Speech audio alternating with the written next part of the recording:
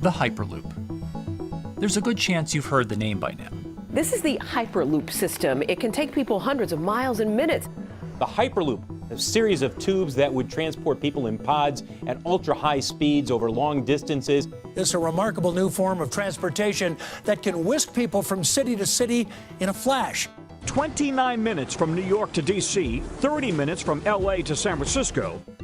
For years, we've been seeing these futuristic, utopian renderings of some cross between a spaceship and a monorail. But lately, the Hyperloop is becoming much more real.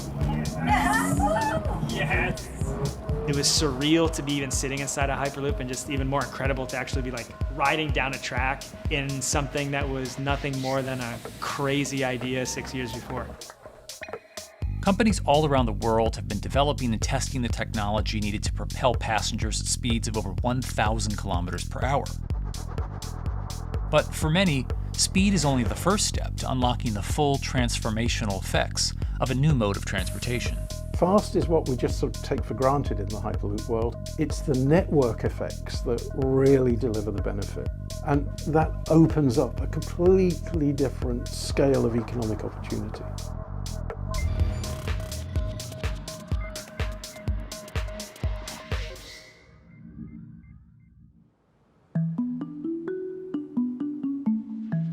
We've got planes, trains, automobiles, and boats for getting around Earth. But what if there was a fifth mode?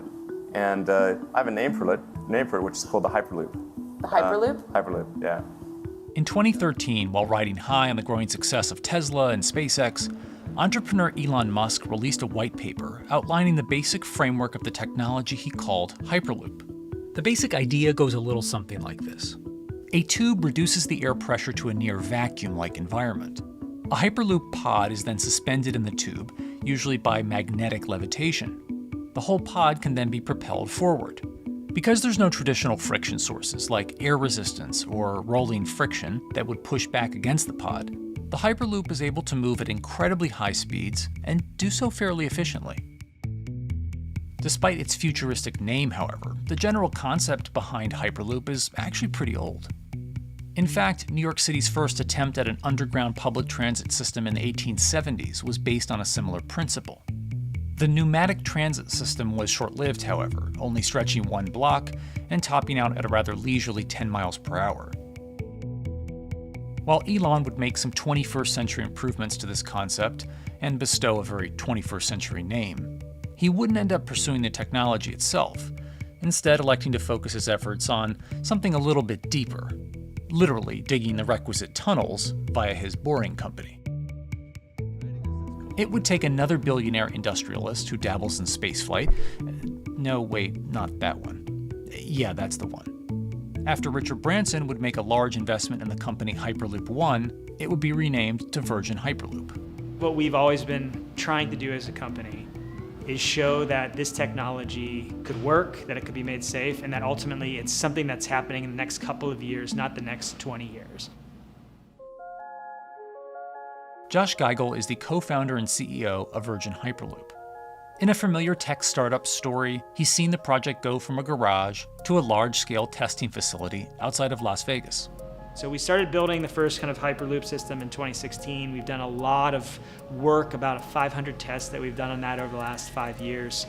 And what we realized that we need to do is take that technology, show that it can be commercial, so drive the cost down, improve the efficiency, improve the performance.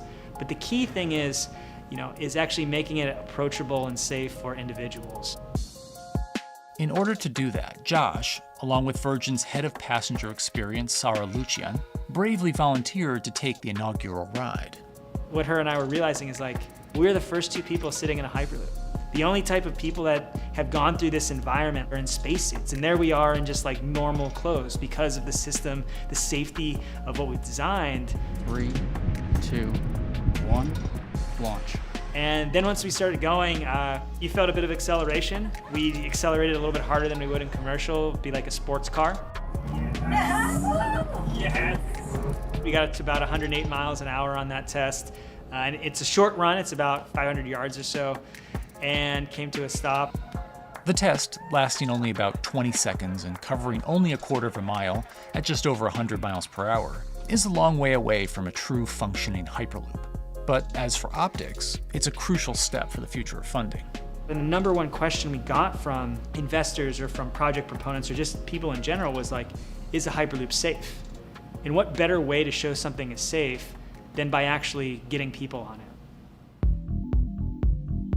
But convincing investors and governments that would likely be fronting some of the construction costs for an unproven technology is no easy task. First and foremost is the question of safety. Most people don't know how an airplane works, but yet they get on an airplane. They get on an airplane because, it's faster than driving, and most importantly, they've probably gotten off of one before, they've seen someone get off of one before. And so what we set out to do was actually show that Hyperloop could be safe with two normal people, not astronauts, not adrenaline junkies or test pilots or anything like that. Two normal people getting on a Hyperloop, and then most importantly, those two people getting off. But beyond safety concerns, constructing Hyperloops will undoubtedly require a significant capital investment, to the estimated tune of around $60 million per kilometer of track. So a track from San Francisco to Los Angeles, for example, is likely to come with a price tag over $10 billion. And before large governments are willing to come in and front those costs, investors who are funding Hyperloop development must accept it as a long-term mixture of technology and infrastructure investing. Investors that are used to short returns because you're developing apps or something to that effect, those aren't the investors that really get excited about Hyperloop. What you start to see is the people that are looking at platform technologies, right? So this idea that because the smartphone existed, Uber could exist, right? So who are like the Vanderbilts of this century? And that's the part where you're gonna get a lot more no's than yeses. But those people that have the ability, the fortitude to stick it out, to see the game-changing platform here, those are the people that we're looking for. And since we've done that passenger test, there has been a lot of interest that's really, this is a lot sooner than I thought. Envisioning the ripple effects of what Hyperloop could achieve, though, is fairly challenging at this stage of development. It's fast, yes, but for point-to-point travel, traditional maglev trains can move pretty fast as well. And outside of China, South Korea, and Japan, even those haven't seen much adoption elsewhere due to the high costs and questionable profitability. The Shanghai line in China, for example, loses around $100 million every year. Hyperloop companies, however, believe they can offer something different than traditional railway lines. My name's Alan James, and as far as I know, I'm the only guy on the planet who's written a government-level business case for 300 kmh conventional high-speed rail, 500 kmh maglev, and 1000 kmh Hyperloop.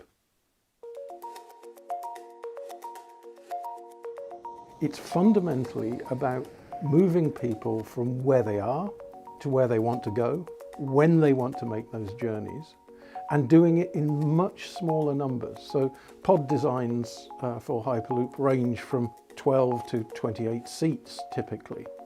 Why are they small? It's because small enables the network to operate flexibly. And a great example of that is the east-west strategic route across the north of England, from Liverpool to Manchester to Leeds. So to get from Liverpool via Manchester to Leeds by train is just short of 2 hours today. It'll probably take you 2 hours driving as well in average traffic conditions. Net result is those three city regions remain three separate entities: Liverpool, Manchester, Leeds. There's very little commuting traffic between those urban areas. Hyperloop absolutely changes that from the ground up. Liverpool to Manchester is a 5 or 6 minute journey. Manchester to Leeds is also a 5 or 6 minute journey. What that effectively does is create a single super city economy. In this vision, the Hyperloop acts a little more like a highway, where pods have fixed destinations and don't need to stop along the way. Meaning you can travel on a Hyperloop network from, say, Liverpool to Leeds, while the pod behind you travels from Liverpool to Manchester. And if that metro Hyperloop network is connected to other networks from the same location, you could travel from Liverpool to Paris or Liverpool to Amsterdam, all without making a single stop. For passengers, For business, for leisure, that is utterly transformational. For high-value freight and logistics, it's equally transformational. But critically, if you do a Hyperloop network at scale, you begin to deliver massively significant carbon savings too. A multi-regional Hyperloop network could become a replacement for both short-haul passenger and cargo flights and traditional ground transportation, both of which are significant carbon producers. One Hyperloop-connected distribution hub, perhaps at an airport that is predominantly used for international air freight, replacing maybe 10, 12, 15 distributed road hubs. It takes a lot of polluting and inefficient truck haulage off the roads. That itself means roads gain extra capacity. Hyperloops will still need to use electricity to both move pods and maintain the near vacuum environment in the tube. Proponents of the technology believe that this can be done by using renewable sources, including a combination of solar panels and battery technology that could be used along the Hyperloop itself.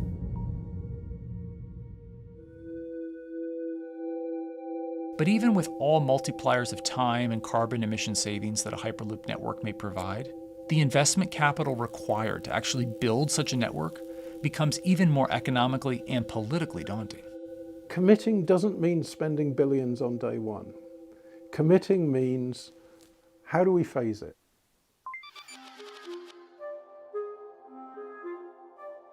One company in the Netherlands is working to develop that technology, and perhaps more importantly, the international coalition needed to make the Hyperloop network a reality. So we are here in Europe's first full-scale Hyperloop test facility, where we can already prove every conceptual technology of the Hyperloop. This is Tim Houter, a co-founder and CEO of Hart Hyperloop, headquartered in the city of Delft. And while this testing tube might not seem as large as others, inside is a key technology to create the on and off-ramp type infrastructure of a Hyperloop network. That is, a lane switch. That's something we can already test here. You can actually see it here, that the track is diverging from one track into two. That makes it possible to eventually split up the Hyperloop track in two sections. And in that sense, you can create a complete Hyperloop network that in the end will make it possible to travel, for example, over a whole continent. Take Europe, for example, with the same ease as you can now travel with a metro in a city. The nice thing about this magnetic levitation system that we've developed is that there's absolutely zero moving components in the track. So for example, if you have to do a lane switch, all you do is that the tube basically splits up, and statically the tracks also split up. And whenever the vehicle enters a switch, it either pulls itself to the right with its magnets, or it pulls itself to the left with its magnets.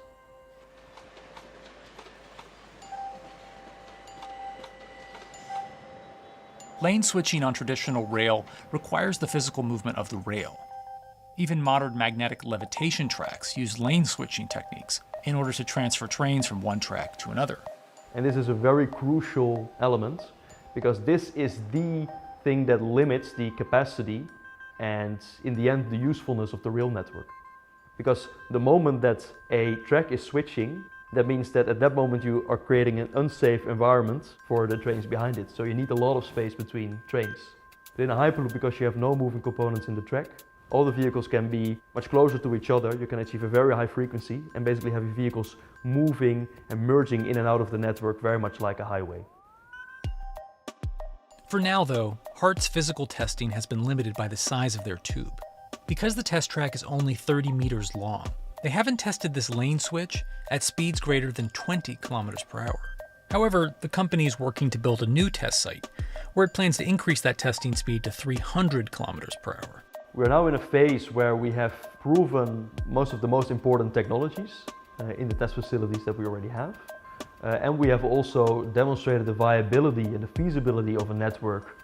If you look at all the subsystems that it consists of, most of those are proven systems, already demonstrated in lab conditions. So we don't really believe that the technology itself is going to be the biggest challenge. Because for all Hyperloop companies out there, actually building a Hyperloop system requires more than just a good product. We're talking about the safety aspects, we're talking about integration into the environment, we're talking about the social aspects. Do people feel comfortable traveling in such a system? So it's about all these different aspects, and the complexity is really getting all the different stakeholders that are relevant and that do need to contribute to bring this to market, to get them all following the same roadmap. In order to help build this coalition of private and public interest in Hyperloop development, HART in 2018 partnered with other Hyperloop companies from Europe and Canada. The goal was to define, establish, and standardize the framework to regulate Hyperloop systems. Right now we are working with all the Hyperloop developers together in setting up the first, let's say, structure for starting the standards drafting. One of the most important goals for HART is interoperability, which is essentially making sure the different systems can communicate with each other. Interoperability is so important because what we want to achieve is actually have this seamless travel experience. So you don't want to end up, for example, going from Madrid to Paris and then switching because you need to use a different technology to get, for example, to Amsterdam. The idea being that as companies around Europe create the first commercial Hyperloop tracks between individual cities, one day those can all be connected to a larger network. Everyone that believes that Hyperloop is a future transport system also realizes that there is a need to have this network because that's where Hyperloop thrives. Hyperloop is such a huge project, it's definitely not something that you can do on your own or as a single company. So you need to do it with a lot of other companies, you need to have the governments. I think in that sense the biggest challenge that we've encountered is to really get all the required parties together to take the steps in development and in commercial implementation. HART's next plan is to build the European Hyperloop Center, an open testing facility which will include a 2.6-kilometer test track. And the company hopes to test travel speeds there at up to 700 kilometers per hour. Virgin Hyperloop is also racing to construct the first commercial Hyperloop route, with projects in various states of development in India, Saudi Arabia, and the United States. Recently, the company announced plans to build a Hyperloop certification center in West Virginia, which will include a 6-mile-long test track. Proving the technology here will be crucial if Hyperloop networks can find a home among infrastructure investments that the Biden administration hopes to make. The idea that there's multiple Hyperloop companies, I think, is a redeeming aspect in the business. People really want to see something happen, so having multiple people move forward is good for that. I was struck when Josh and Sarah rode the pod. 2 or 3 of the major outlets used the phrase, "We now have a new mode of transport." And although all of that technology had existed before those 2 human beings rode it, it was the moment at which those 2 human beings traveled that short distance down the tube that in popular imagination, Hyperloop became a mode of transport. The metaphor I use with my team is that, the Wright brothers were first, but none of us fly on Wright brothers airlines anymore. If you don't continue to innovate, you're not going to be around, and so we'll continue to be at the forefront of building Hyperloop. Back in 2013, Elon had an idea. I think the difference now in 2021 is some brilliant engineers have spent real time grinding out the details. And I thoroughly expect the next 3 to 5 years to be decisive.